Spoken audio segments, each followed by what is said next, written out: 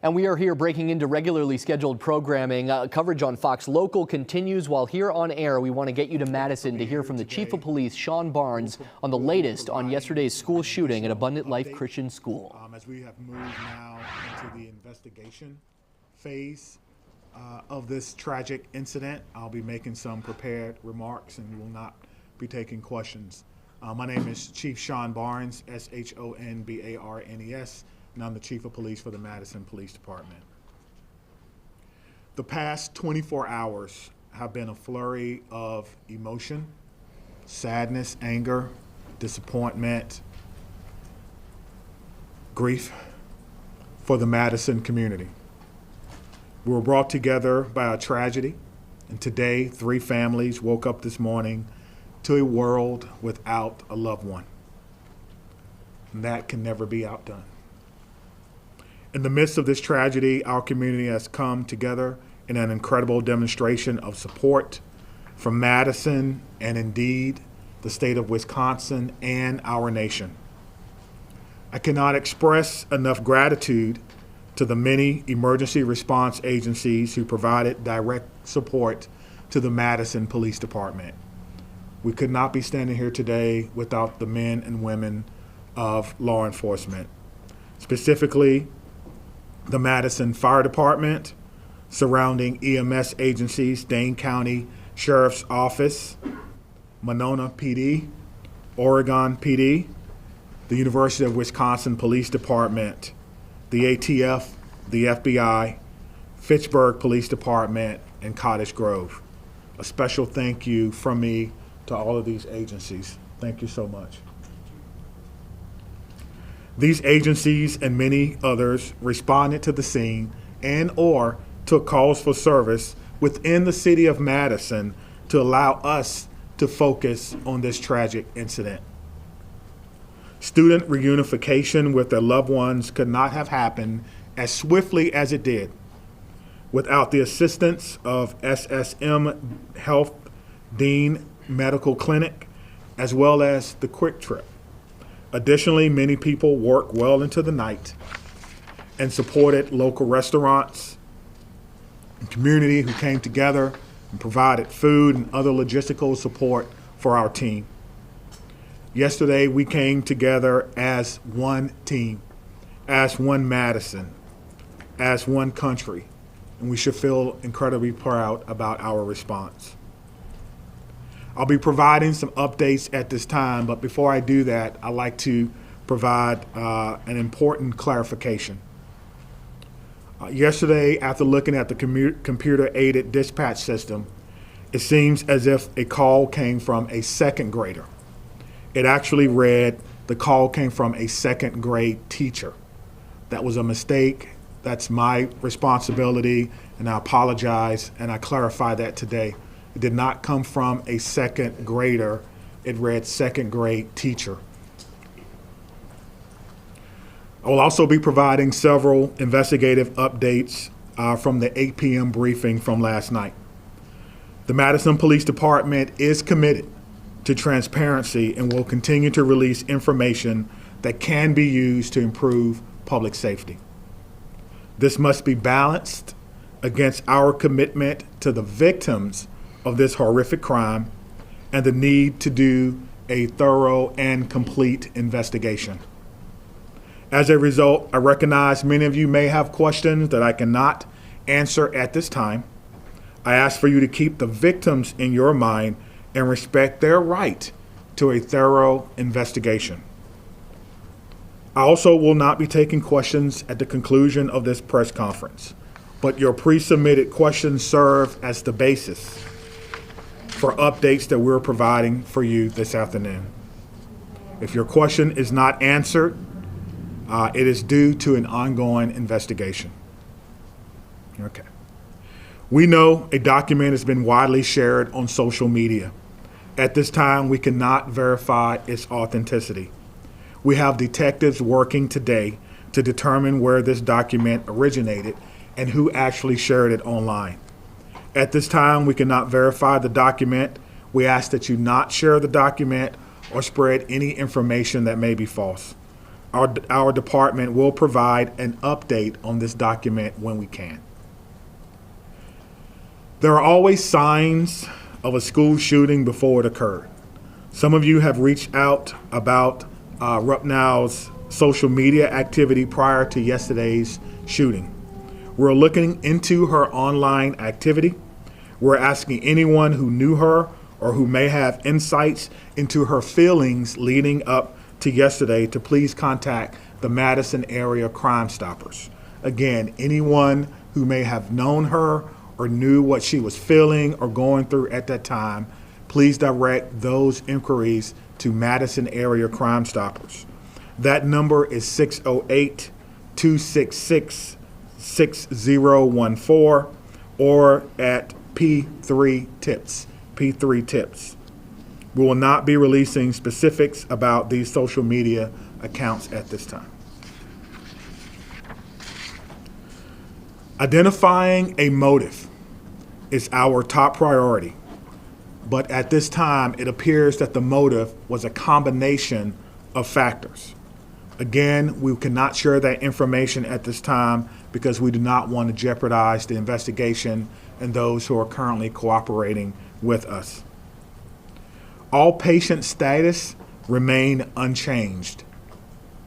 The 911 calls are the record of the 911 Communications Center, and their standing operating procedure is not to release documents in open and active investigations. Again, we are working to authenticate the documents that you see online that some are referring to as a manifesto. And as soon as we do that, we will let you know. Now, the process for doing that is looking at original documents that may have been taken from the suspect's home, looking at information that may be on laptops or on computer to determine if this document originated from our suspect.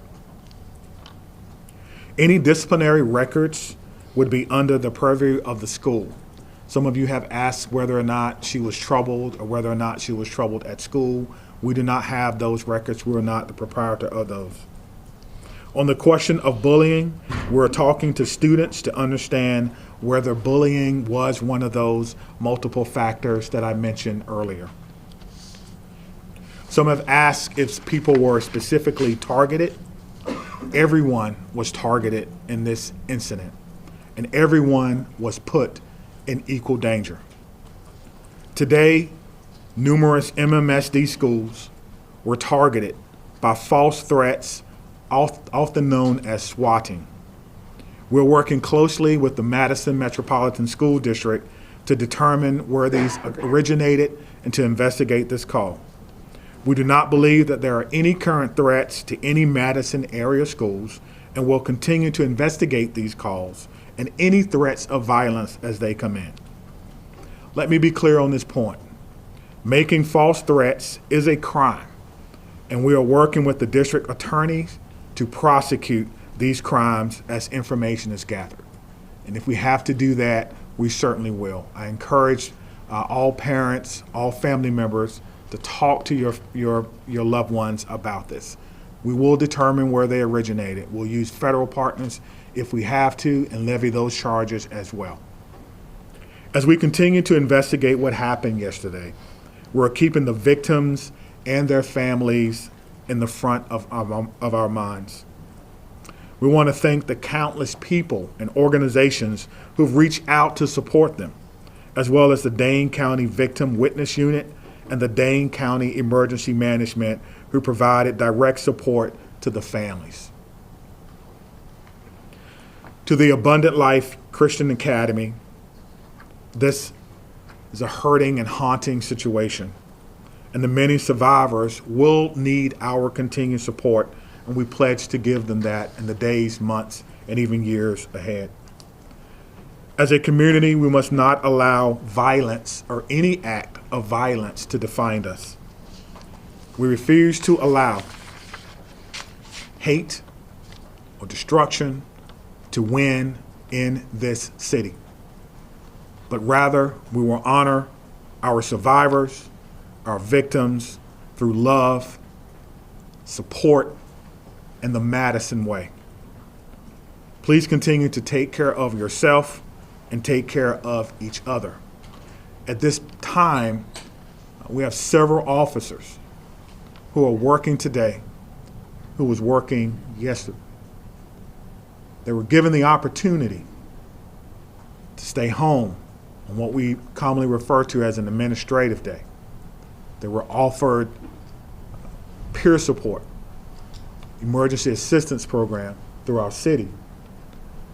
But those officers chose to come to work today and serve their community. So at the end of my remarks, I'm going to find each and every one of them and personally shake their hand and thank them on behalf of a grateful city, and a grateful administration, and a grateful department and profession for their act of selfless public service. Thank you. Ma'am. Thank you, Chief.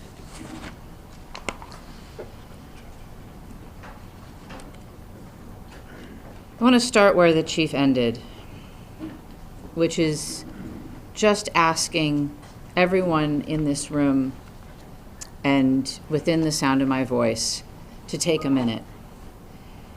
It's been an incredibly difficult 24 plus hours at this point in time. We're all human, including each and every one of you in the media who is covering this really tragic event. Please remember that you're human and take care of yourselves.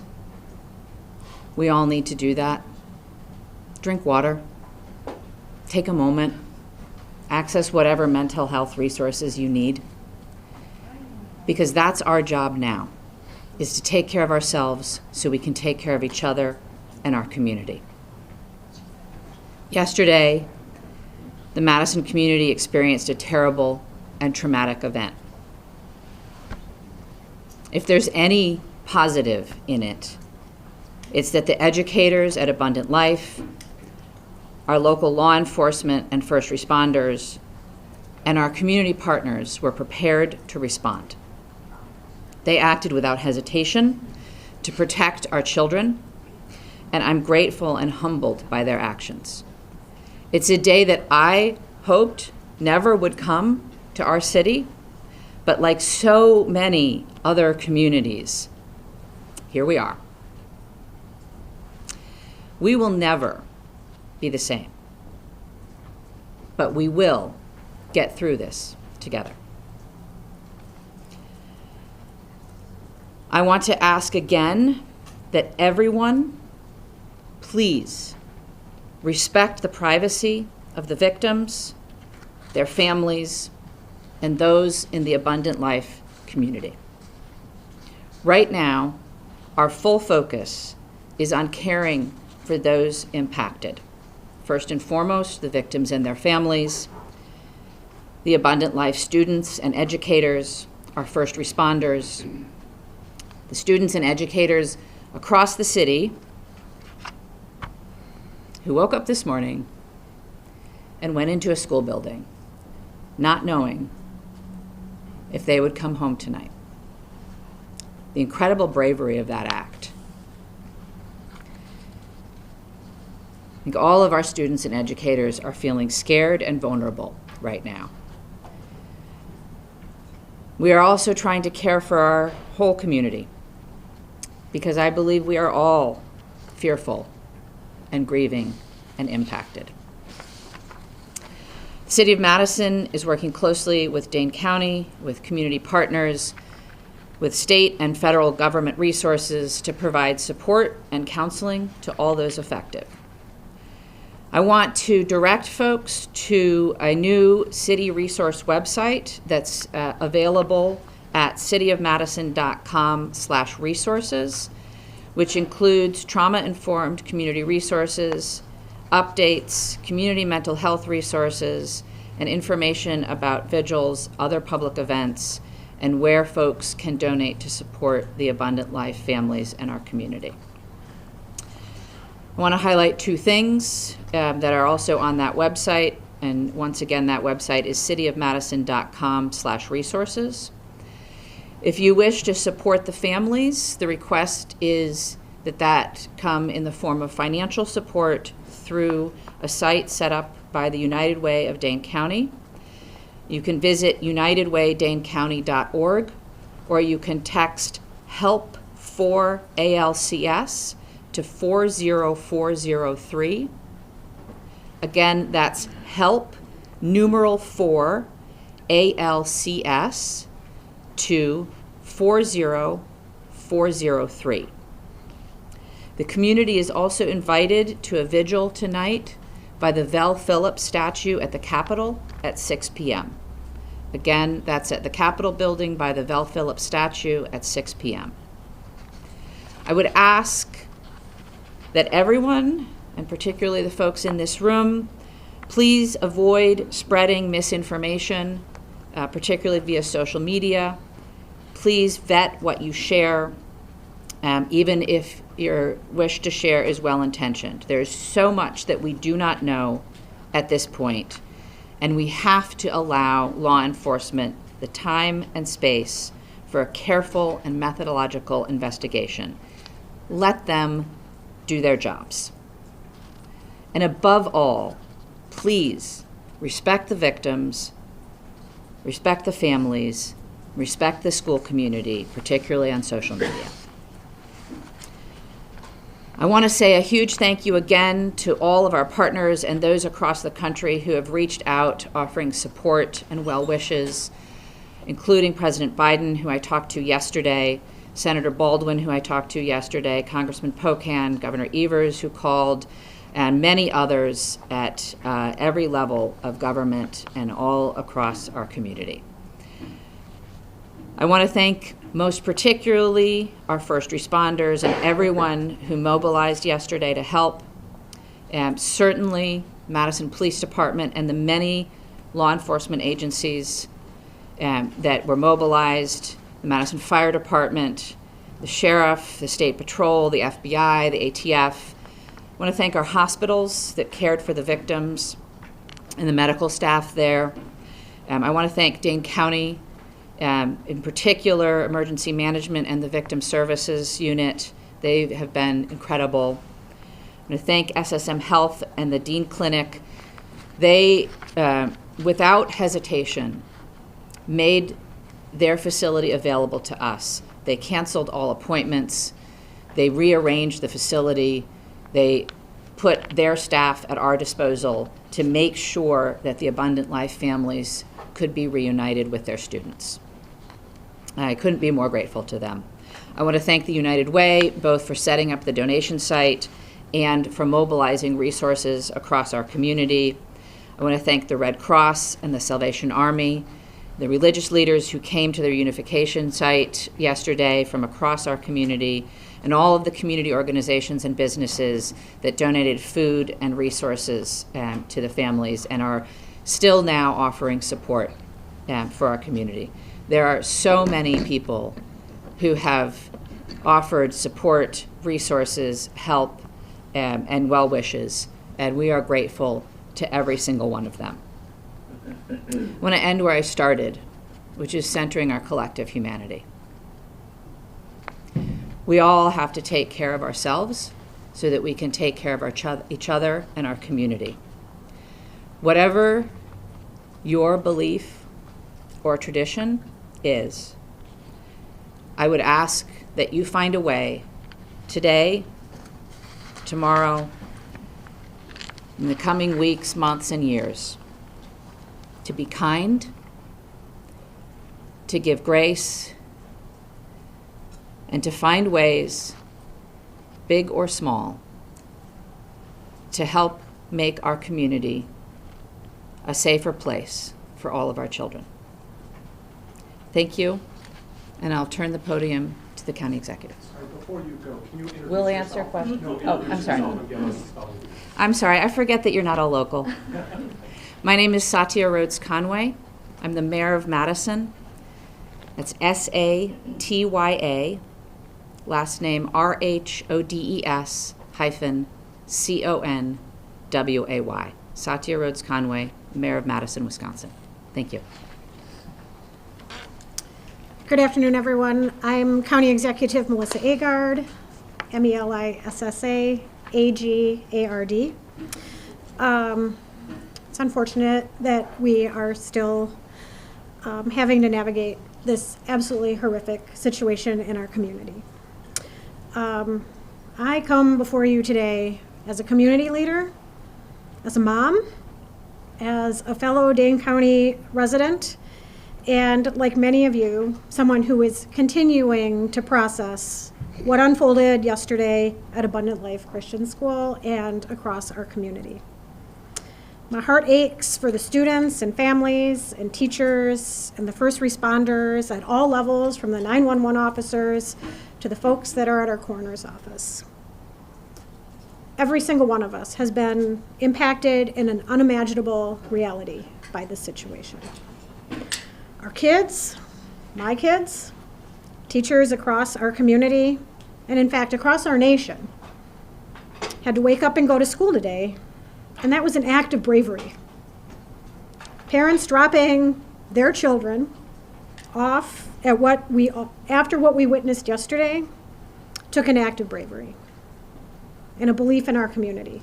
And that's a bravery we should not have to put on the shoulders of our children and our families in our community. Let me be clear. These everyday actions that we have all experienced over the last 24 plus hours should not require bravery. They should be routine and joyful, especially at the end of a year, wrapping up a semester. Our kids should be laughing and learning and thinking about pajama day as they're heading into the holiday season. But right now, that's not the case. And right now, it's okay to not feel okay. That's how we move forward. And for some, the weight of this tragedy is overwhelming. I'm sure they're feeling sad and anxious and numb. We've heard that even from our police chief. And for others, they might just be feeling a little bit off, unsettled by the images that our news coverage is delivering to them in the fast-breaking social media world. And it's playing on repeat. And I am grateful for what it is that you all do. But this is impacting people in a different way. And I want you all to know, and people across our community, that their feelings are valid and they are not alone. Seeking support, talking to someone you trust, simply admitting that you're not okay is not a sign of weakness. It's actually a sign of strength. And whether you're feeling hopeless or scared or just not quite yourself, know that there are resources here in Dane County and in our community that will be here and continue to be here to support you in order to help people move forward through the healing process. Believe me, we are in this together. That is the Dane County way. That's what we do best. Through painful conversations and tears and hugs and vigils, we're going to heal. We're not going to be the same, but we're going to heal. Part of that process is setting aside complacency and demanding change. As someone who served 12 years in our legislature and had a front row seat to the inaction of addressing gun violence in our communities, I'm not stepping aside from that mission in my life. There's going to be public debate about the motives and other aspects of this mass shooting. But let us remember this fact. Gun violence is the #1 killer of children in this country. That's a legacy we cannot accept. We cannot accept that. Part of the reason I feel so pained by this tragedy is that mass shootings feel like something that's ominous and hovering, and we're all wondering where and when the next one is going to occur. And guess what? It happened here. It happened right here. And I am so proud of the folks that I work with at the county and that the mayor works with in the city and our partners at the federal, state, and local level and how it is that we've stepped up and responded to support people. Could we do better? Could we do different? I am sure. But did we do well? I am proud of the work that has been done in this community over the last 24 hours. And I assure you all today that we are going to continue to work like hell to stop future tragedies and to support our community that has been harmed by these actions. And for anyone that's out there listening, Anywhere in this amazing world that we live, whether you're grieving or you're scared or you're angry or you're unsure or you're curious, take care of yourself, take care of the people who you love and whose lives you touch. Talk to someone, anyone. If you're not comfortable calling a number, there is someone in your life you can reach out to. No one is alone through this. We are strong in Dane County, and together we're going to get through this. And I know that there are questions that we all want answers to. And I am hopeful that we will have those answers sooner than longer. But please give us the time to do this right so that we can learn how to prevent this from happening in the future and support those that have been most impacted in our community. We are doing everything in our power at all levels in a collaborative way to prevent this type of pain from ever happening again in our community. Can I assure that? No, but we are going to work as best as we can to that end. So thank you to each of you for carrying these stories, for taking care of yourselves, and for delivering these messages to the people in our community that just want one more piece of information. Thank you for being here. All right. The county executive and I will take some questions. We obviously cannot answer questions about the investigation, but happy to take others, and we'll turn to Dylan. Sure, Lucas from the State Journal. Just for the county executive, as a former lawmaker, can you just talk generally about what the laws are in Wisconsin in terms of children's access to guns? Our laws in Wisconsin are far too lax when it comes to access of guns by children. And I do believe that we should have safe storage laws. We should have background checks. We should have red flag bills. We should be providing adequate support for everyone in our community when it comes to behavioral health. People should not be waiting when they raise their hand and ask for help. And there should not be stigma surrounding people who are asking for that help. Our schools should be adequately funded. Our Department of Justice has an Office of School Safety. They don't have enough resources, and that is on the legislature. There is a lot of action that can be taken in the Wisconsin State Capitol, but this is a conversation that needs to happen from coast to coast. We need partners in our federal government to also address this because states have borders and people can cross them. Okay, Maddie from WISC. As public officials, can you speak to the process of vetting information before sharing it publicly, what that looks like behind the scenes? We can try. I think it depends, but we have a process within, obviously, both police and fire have public information officers who work with the principals to gather and vet information and share it out. Similarly, in my office, we have a communications manager who works with us. In terms of the investigation, I can't really speak to that process, but there is a process within law enforcement to decide what information can be shared that won't jeopardize the investigation, and then to do our best to verify information before we're sharing it publicly.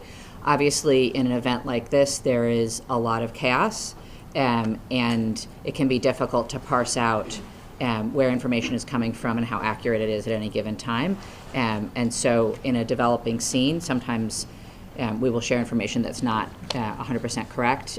But as you've seen already, the chief comes back and tries to give out the best information we can and correct any mistakes. Scott, do you have anything? Do either of you believe that there ought to be charges brought against the parents or anyone else involved in this incident? I don't know enough. I think it's far too early to comment on that. As the investigation proceeds, I think law enforcement will take the steps necessary, but we don't know nearly enough yet. Cody, do you have a question? Okay, Madison.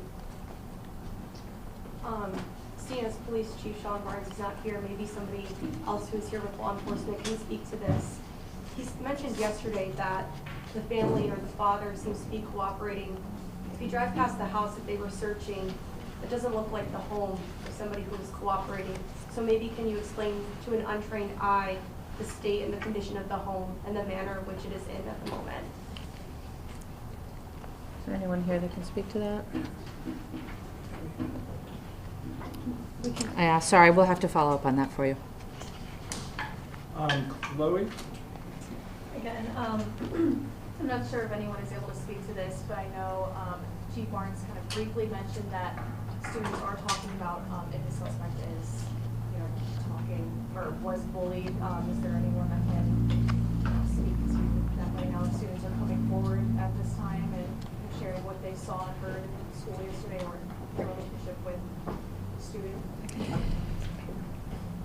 So I think broadly, at this point in time, it's a very active investigation. You heard the chief ask folks who want to share any information that they may have to share that via Crime Stoppers, and I would echo that if anybody has information that's relevant to the investigation, to please share it through Crime Stoppers. I think today is going to be a very difficult day for all of our students in Madison. I know that our schools and teachers are doing their best to support kids. And I think the county exec has kids, as I do not, so she may know more about that. So I do have a son in our Madison schools, and it was hard for him to get up and go to school today. And then the school was locked down because many schools in Madison area were locked down due to swatting. And that was triggering not only to him and his peers, but to family members and educators. And the world that our kids are in now is very different than the one I grew up in. They have access to social media and digital communication in the palm of their hands. And they are oftentimes sharing information that has no source. It is our jobs as adults and as folks on the front lines to remind them that nothing is valid that they are sharing at this point in time, but to be there as they continue to process this. Again, my message to my son and to his friends and to other families that have been reaching out is if you do feel that you have any information, if you feel like it might be something that would be helpful and you're not quite sure, you should still call Crime Stoppers. The smallest piece of information could be the last piece of information that we need. So don't second guess yourself. Please reach out to Crime Stoppers. Parents, support your children through this as they are navigating. It is a very confusing path for them, and my kids seem to know more than I do right now as this is going on because of the fact that that digital device is in their hands. And we need to help them know that they should be putting that down and slowing their worlds down as we're navigating our way through this. Thank you. Sean from WRT. I'm sure you've been on the phone continuously and have made hundreds of calls. Could you talk about any conversations you've had with other MMSD or other schools in the area? Yeah, I can speak to that. I have been in touch with the superintendent, and my staff have been in touch with his staff. Initially, it was just making sure that everybody had all the same information and some strategizing collectively about how to make sure that MMSD schools were safe. As the time goes on, you have seen this already, I'm sure, that MMSD is sharing information out with their families about how to support kids. They've shared information out with their faculty and staff about how to support kids going forward. That is something that we will continue to talk about, is how we can support, again, the students who I'm sure are confused, afraid, worried, the parents feeling the same, and of course our educators. That is part of the work going forward. I do also want to just recognize that there are schools, obviously, in our community that are not part of the Madison Metropolitan School District, and we are reaching out to them as well and making sure that they are supported and have the same level of resources. And that support is coming definitely from the state, but also from the county and the city, and will come more as we go forward. Do you want to add anything? Cameron from WMTV. Yesterday when you guys briefed us, he told us that, staff and students immediately left the building, some without their cars, some without coats, all those things. So could you guys tell us what the status of the building is, and if there is a timeline in place for people to return back? I don't have all of those details, but what I can tell you is that yesterday there was a process of folks leaving the building and then obviously being reunited with their families. The building is a crime scene and will be under investigation for some time to come now. But obviously the police department will work with the school and the leadership at the school to do what they can to make sure that people have access to things that they need. All right, James from WISN. Yeah, my question is for law enforcement and/or DOJ. Yesterday it was said, and I want to quote this, there are almost always observable behaviors before something like this happens. And I see Trish nodding her head. Can you share what observable behaviors specifically we see as this investigation unfolds from the suspect in this case? So I think, again, I want to address, because we did receive your question. I'm going to get in front of the microphones. As we mentioned earlier, any questions we can answer about the investigation, we answered in our updates. So we cannot take any more follow-up questions about the investigation. Are the observable behaviors in the social media accounts? That was not something that I submitted. so again, it's an ongoing investigation. MPD will share information that they can as they can, but we're not able to speak to the investigation at this point in time. All right, Anna from WPR. Yeah, hi. Can you speak to the decision to keep MSD and other Dane County school districts open today, and whether that's going to change in light of the folks called in the We don't have anyone from the school district here. Yeah. Sorry. Sorry, it's a question for the school district. I can tell you that there are many families that chose not to send their children to school today. It didn't feel like a day that they could go to school and learn. That was a highly personal decision that individual families made. I honor local control. I honor our local governments and our school boards and our superintendents, and they are navigating this best as they can for their communities. All right, David from the Journal-Sentinel. Hey, thanks for taking my question. Wanted to ask about a timeline or any further information you can give on the victims of this incident and kind of if there's any timeline when that might be released. I'm not aware of a timeline at this point in time. Thank you. All right, Ian from CBS News. Why didn't the school have a resource officer, and would having one have made a difference? That's a question for Abundant Life. We can't answer that. Would having resource officers, I'm told that Madison doesn't have resource officers in their schools. Is this something that would be? So again, that's a decision that's made by the individual schools and school districts, so it's not something that we can speak to. Brianna? Two questions, if I may. One, the police chief made a correction saying that it was actually a second grade teacher who made that 911 call. Have officials been in touch with that teacher? Is there anything we can share about who the teacher is? There's nothing we can share at this point in time. And then, are you able to speak to the general protocols about bullying? How does the school monitor bullying? Do they have protocols in place to monitor how that happens? Again, we don't represent Abundant Life, and so we're not able to answer questions for the school. All right, Shaq. Is anyone from Abundant Life able to speak, or She just had a little. Okay, I'm sorry. Okay, we got to wrap it up here, so we'll go. Well, Mayor Conway, are you able to just say, right now we know the victims as students and teachers, nothing more. Can you just speak a little bit more to that? I understand you're trying to respect their privacy, but can you speak a little bit more to the personality? Were they engaged in sports? Were they beloved by the community? I'm sorry, we can't share anything more at this time, and it's Rhodes Conway. Oh, excuse me. We really can't share that. Okay, so Adam from CBS 58. Sure. So it's been 27 hours now. Why can't we share the identities of the victims? It is my first priority, and I believe the priority of many of us here, to respect their privacy and their timeline. These are folks that have been deeply impacted by trauma and are grieving. And frankly, I think it should be up to them whether and if they want to share any personal identifying information with anyone at all. But it's not up to me. It's a law enforcement decision. And so when law enforcement feels like that's appropriate, they will share that information. The shooter was named yesterday. Do you know why the victims were not named?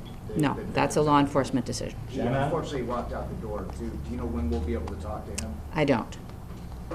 Adding off that question, I mean, we've been sitting here for the last 27 hours, as Adam mentioned. Why would you guys not have the proper people in place to answer some of these questions? You guys, including the fire chief, have sat here and tried to say that you want to dispel rumors on social media. You want to make sure that you're giving factual information. We're asking questions that have been circulating on social media, including rumors about the victims. Why not provide clarification and actually have people here to answer those questions to set the record straight? I don't know how many times I can say this. We will share good factual information when we can. None of you is obliged to stay here. You're free to leave. You don't have to be sitting in this room if you don't want to. We will share information when we can. It's very important that that information be as factual as possible. All right, I'm going to say this and then we're done. It is absolutely none of y'all's business who was harmed in this incident. Please have some human decency and respect for the people who lost loved ones or were injured themselves or whose children were injured. Just have some human decency, folks. Leave them alone. Let them grieve. Let them recover. Let them heal. Don't feed off their pain. We'll share what we can when we can, and not before that. Thank you. Is there another briefing scheduled? There's not. Thank you, Mayor. Why didn't you allow me to ask the question? You've been listening to about a 40-minute long briefing from both the chief